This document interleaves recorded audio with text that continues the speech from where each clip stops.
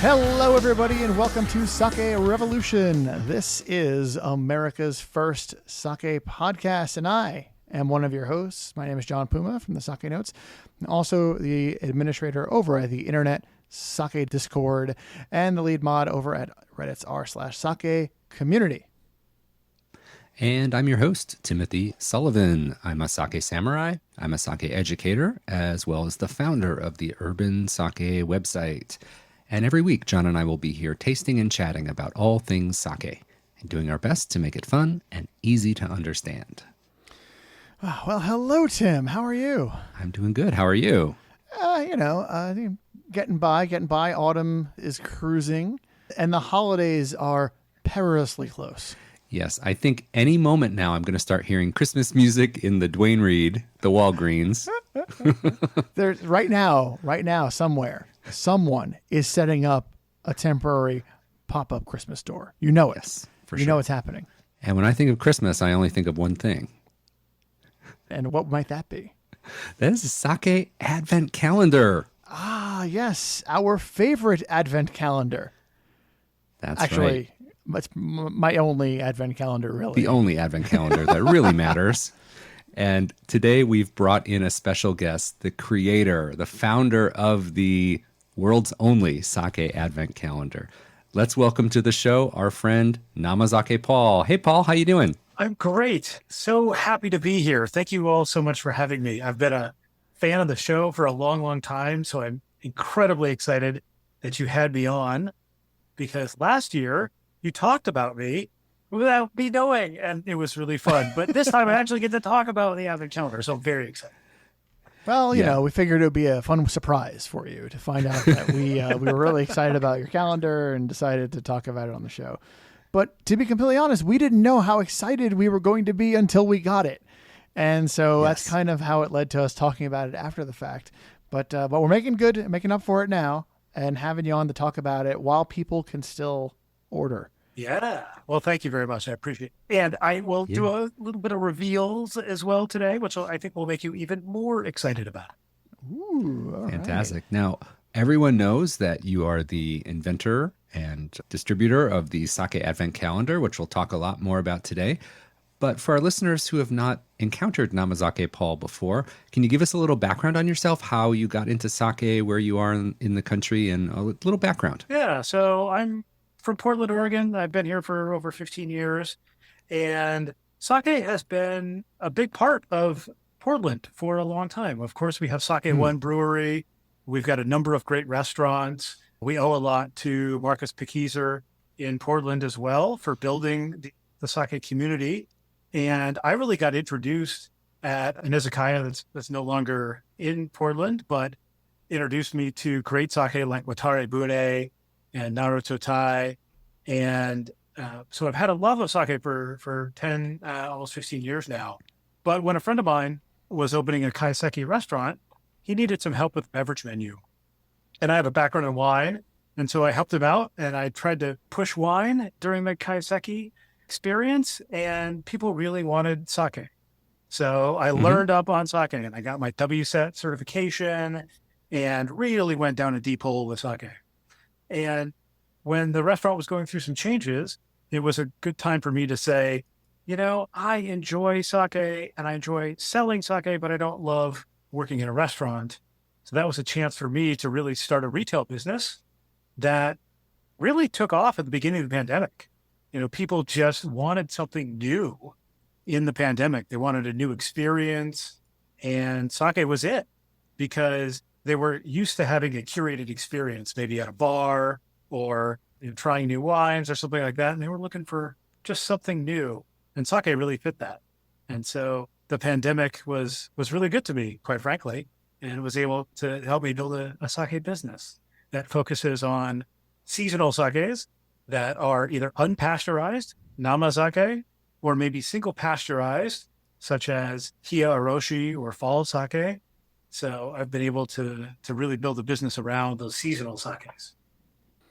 And this has led you to the Advent calendar. Yeah, so the Advent calendar is kind of a funny thing. You know, last year, I think about October 1st, maybe about right now, I said to myself, there's advent calendars popping up everywhere. And I saw one that was actually from Tiffany's where you had a wooden box, and I think it was $60,000 or something absurd, where you got a piece of jewelry every day. And I said, well, why isn't there a sake advent calendar? And I said, well, Yeah. I just thought, well, why not? Right? Well, what I quickly learned was that there were reasons why there isn't a sake advent calendar. And one of them is there aren't 23 high quality cups in the country. And so last year, I apologized to some of you that got 3 different Ozeki cups, or maybe some Morimoto cups, or some Chika cups, or pick that are, they're fine when needed, but I would not say that they are premium sake. So that was one of the first things I learned was that I needed to do some work in order to make this thing happen. So I worked very closely with Japan Prestige, which is a great importer, to get a number of high quality sake. So we have things in there that are ginjo and dai ginjo and even 3 Yamahai and 2 Kimoto. So really fun stuff. Excellent. So the advent calendar that you did for last year, which we reviewed on the show, that was definitely a version 1.0, your first try out the gate. For sure. I mean, you called it a beta, and I think that's exactly what it was. I didn't have boxes. I had this beautiful cover art that I put over the top of it. But for many of them, I actually took a case, a 30-cup case of sake. I unloaded it and then reloaded it back up, mixed up with other sakes. So when some people got a box, they actually got an Ozeki box that had just other sakes in it, and then this art over the top. And because of that, some things broke. I had to replace some things. Some of them I actually had a perforation tool, and I was like hand perforating doors into things. But I learned that it was really important to have a sturdy box. And so this year I started 8 months in advance and made a custom made box. So I worked with a local cardboard manufacturer that had made a custom box that molded around the standard 180 milliliter cup size that has foam underneath. So the cups actually fit directly into it. Nice. That's fabulous. So you're focusing on the 1 cup size. That's right. Which we've had 1 cups on the show before, John. It's like the glass cup where you peel off the top and you can sip right out of it. And that's going to be the basis for most of the compartments in your advent calendar. Is that right? That's right. There are 23 of the compartments that have these 180 milliliter cups in there. And then, of course, on December 24th, there's 1 full-size bottle. So sometimes I liken the 1 cups to about a beer. They're a little bit higher alcohol, a little bit smaller size. In fact, the 1 cup was designed to compete with single-serving beer in cans. So it's something that, people are worried, like, is this too much sake? I say, well, think about it as a beer a day, and maybe share that with a friend or a partner, and maybe there's one cup that you get behind for a couple of days, and then maybe have a couple of cups. You got some friends over. Yeah, some friends over. Yeah, it's a fun way. I think you could do the week on Friday. Totally. And what is really important to me is that we got a range of sakes. So many times with 1 cups, you're dealing with a Hanjosen. And maybe you get a Junmai that's like 12 or 13%, and it's pretty watered down. And it's like, well, this is fine with my train bento, but it's not exactly something that's a premium, something that I would want to drink on a regular basis or put my name on. So that was part of the deal about trying to get really high quality things that can show people a range, because I wanted people that are new to sake to be able to experience, well, here's what a real ginjo tastes like, and to do something in a little bit easier to manage 108 milliliters. Awesome. Now, John, I remember when we got the beta version of the Advent calendar last year, one thing that was A+ tops that we loved was the artwork you had on the outside of the box. And to remind people, it is a winter wonderland scene with woodland creatures, all beautifully rendered, artist rendering of these cute little woodland creatures all drinking sake. Some of them are passed out. There might be a passed out polar bear.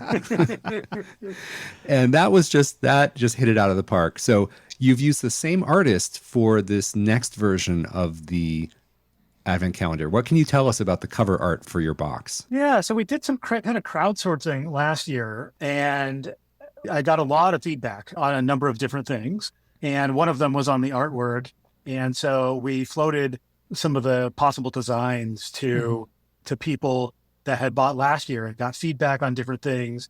And what we found was that the design last year really did hit home. There's just the scene and sort of the story it told and all the different characters really people just loved. So Kayla Swanson is the name of the artist that helped me with this. And I mean, I couldn't draw a stick figure if I saved my life. So she was really helpful with all of those types of things. And we really kind of wanted to tell the story of this polar bear. And so we have the polar bear drinking from a choco. We have the polar bear with his buddy, the seal. And we have the polar bear, maybe he's got his head in a barrel of sake as well.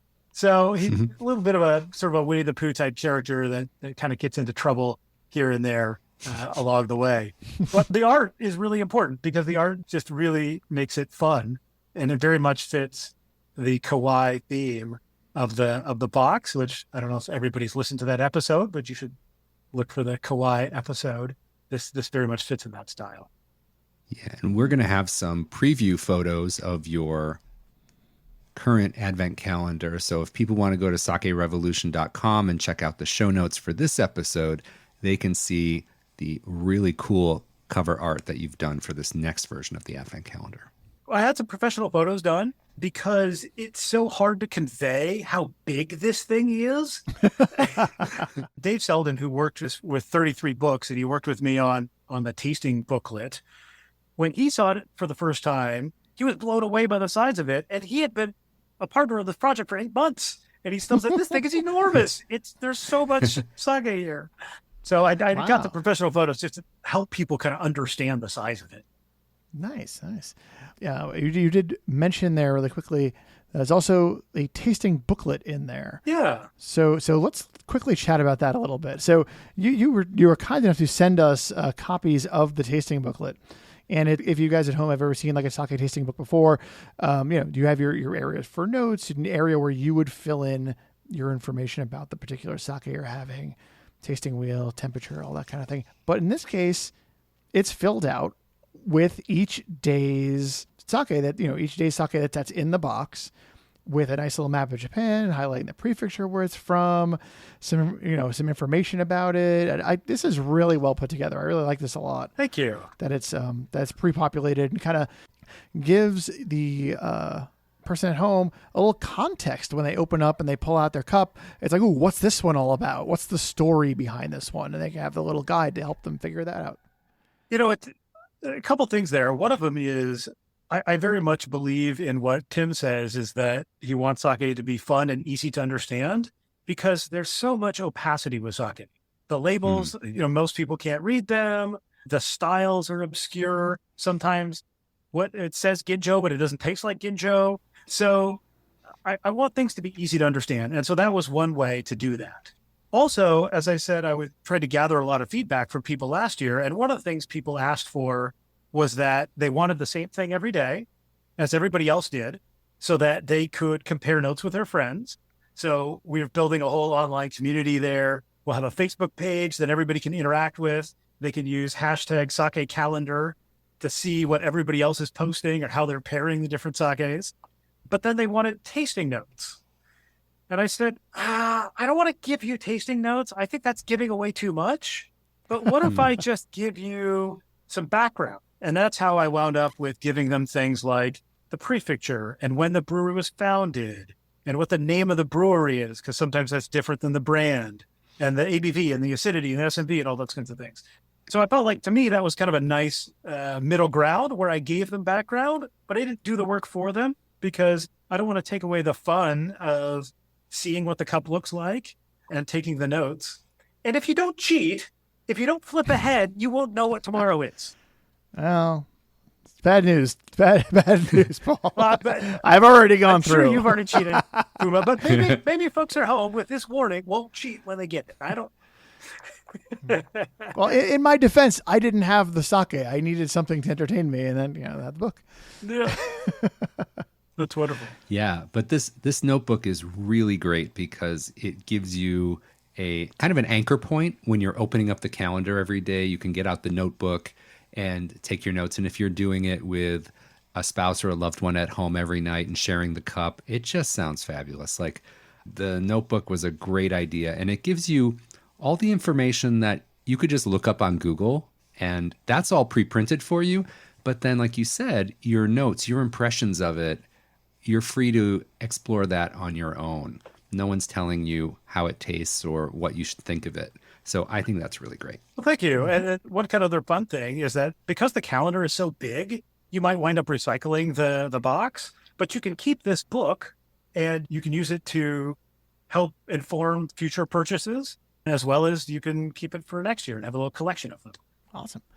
But in addition to sending us the booklet, Paul, you were also kind enough to send us some sake, which we really do appreciate. So we've got 2 of the cups from this year's Advent calendar. And these are sakes that I'm going to say. We won't say which days. We will not say which days. But we will say there are 2 cups that, I don't know about you, Tim, but I don't think I've ever had these sakes as a 1 cup in my life. Yeah. So that's exciting. It is. And there's actually 14 different cups that you've never had before in this calendar. And I can promise you that. So that's awesome. Yeah. That is very exciting. Yeah. So the first sake cup we're going to taste out of the Advent calendar is the Ninja Waka Ebisu. And this is a Junmai sake. It's from Waka Ebisu Shuzo out of Mie Prefecture, about 15.5% alcohol. The acidity is 1.7. The rice type is Nojoho, which I've not heard of before. Nojoho, polished to 60% remaining. And this is marked as a kind of an extra dry sake. It's SMV plus 8. Ooh, wow. All right. Should we open this one up? Yes, let's do that. Okay. One of the things I like about the word karakuchi is that it's one of the only words that never lies. If a sake says karakuchi, it is karakuchi. You can't have a sweet karakuchi. It just doesn't happen. So I think it's fun to show people that style, and this will be dry. Well, this Ninja Karakuchi makes me think of our friend of the pod, Chris Johnson, the Sake Ninja. If you're listening, Chris, this one's for you. Nice. All right, let's give it a taste. That has some rice flavor to it, like sake rice over the palate. Really enjoy the richness of it at the beginning. As you say, Tim, it's got a lot of rice character, a lot of sort of almost table rice character, if you will. Yes. And thick, really, sort of food-friendly thickness. And then the dryness just sort of builds momentum. And you're just sort of imagining this like dry train rolling down the hill and just gaining momentum. And I love that about dry sakes, that they aren't necessarily dry from start to finish. It's that the finish is dry. And that makes them really fun to pair with foods because they're going to evolve with salty or oily characteristics. Yeah, you were not kidding about the thickness and how like kind of full body this is. This is like it is a bit cloying in the mouth, even though the flavor is dry and crisp at the end. It's a very interesting combination of these characteristics, and it makes it a fun sake to sip on. Definitely, and it's something that is one of those neat things that you only get in sake. Like if you try a wine that's thick, it's because it's sweet and has residual sugar, right? Whereas here you have a thickness and a richness, but it's dry. Now, there may be people at home listening to us saying like, oh, I don't like super dry or ricey sakes. Maybe the Advent calendar isn't for me. But I want to remind people, this is about exploring the vast options that sake can offer you, right? Like there's going to be such a wide variety of styles that's one thing that attracted me to sake in the first place, is when I realized there is a flavor for everyone. There really is.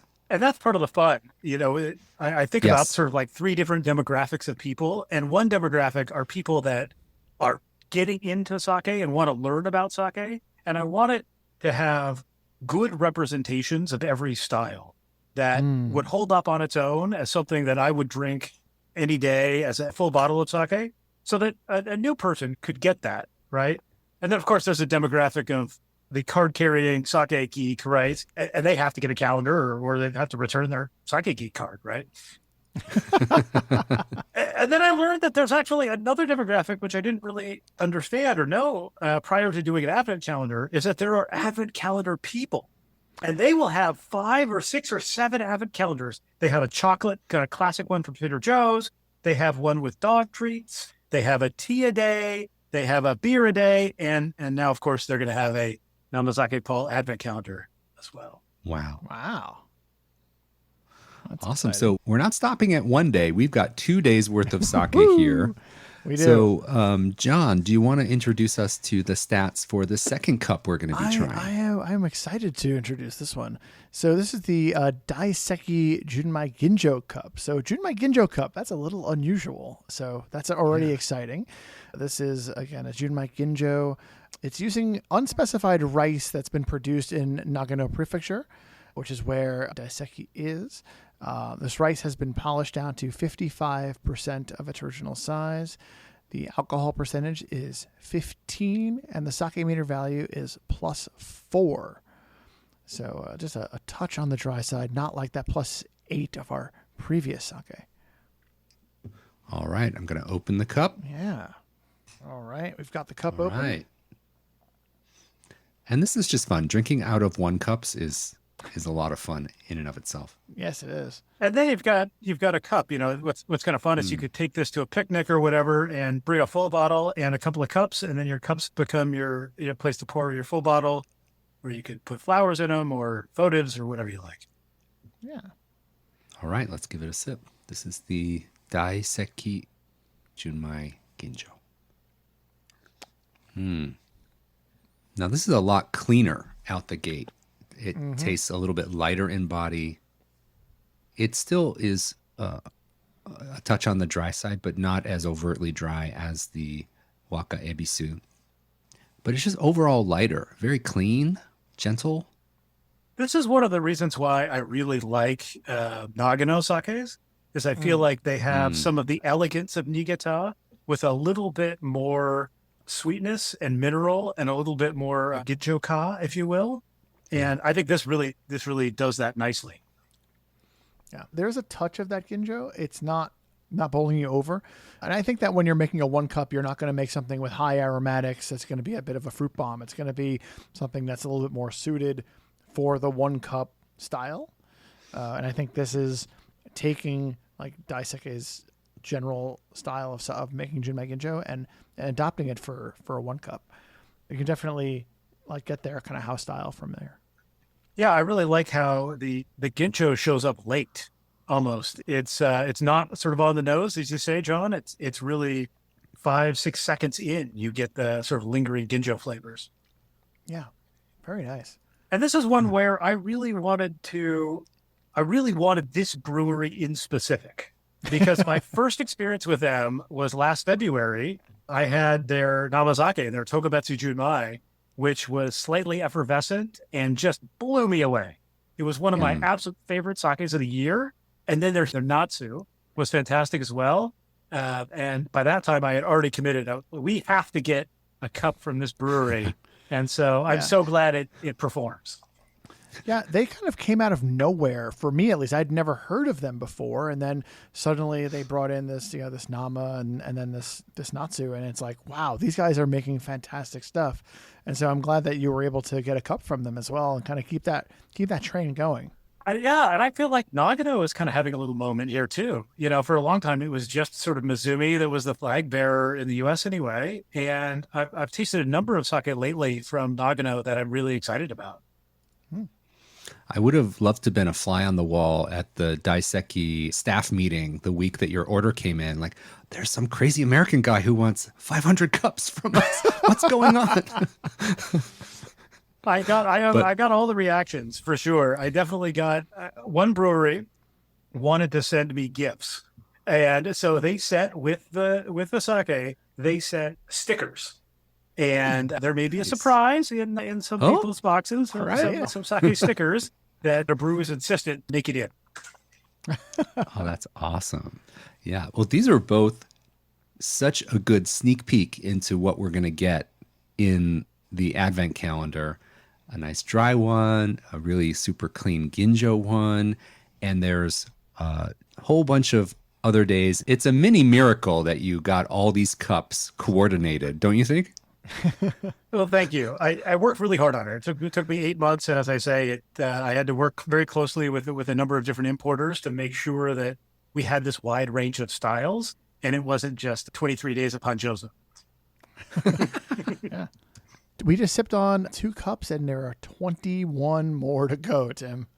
Yes. And a full size bottle for Christmas And a Eve. full-size bottle. Christmas Eve. Christmas Yes. Eve, exactly. Yeah. So how do our listeners order the Advent calendar, Paul? Perfect. So namazakepaul.com. It'll be the first item on the list there. And you get the calendar, of course, we've been talking about with the 23 different cups and one big cup, the tasting booklet. And then I actually had a custom shipping box made that has the bear character, Shirokuma. He is stenciled onto the outside of the shipping box.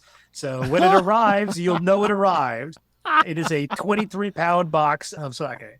Oh my goodness. Yeah. Merry Christmas. Yeah, Or so- happy holidays, whatever. Indeed. Yeah. So namazakepaul.com. And normally I've got lots of individual bottles on the website, but given the enormity of this project, I've just cut it down to doing packs and the advent calendar, because I want to make sure I get everybody's advent calendar in time so they can join in the conversation online and compare notes. Awesome. So this is up for sale now. People can order and get one for yourself, get one for your friends, get one for your family. Definitely. And, They make great gifts. In fact, I've had a number of people order them as business gifts. Ooh. So it's kind of fun because you can send it to a business and then they can just put it in the break room and, hopefully people behave. But I don't think they're going to wait for the probably days not. for that one. I think it's just going to be people just pouncing on that yeah, case. And December 1st, I might get a bunch of orders from offices. you never know. You never know. Well, I have pre-ordered mine already because I cannot turn in my Sake Otaku card. I'm holding that tight. So mine is pre-ordered. How about you, John? I have not pre-ordered yet, but I will. Well- I'm good for it. Paul knows I sometimes wait for the last minute on things. Well, get your order in soon, John, because I will. gotta hand make all these and I got to get them on. I'm in good time. for it. Well, this was a lot of fun. Nice to finally have you on the show, Paul. It's been nice getting to chat about this project. This Thank is you. labor of love. Definitely. I appreciate it. And as I say, I've been a fan of the show from day one. So it's really an honor to be on the show.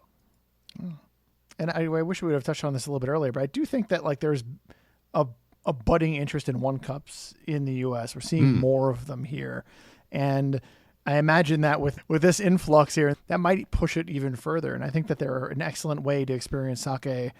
This Advent calendar is a great way to experience a wide variety, which is just a fun way to get into sake.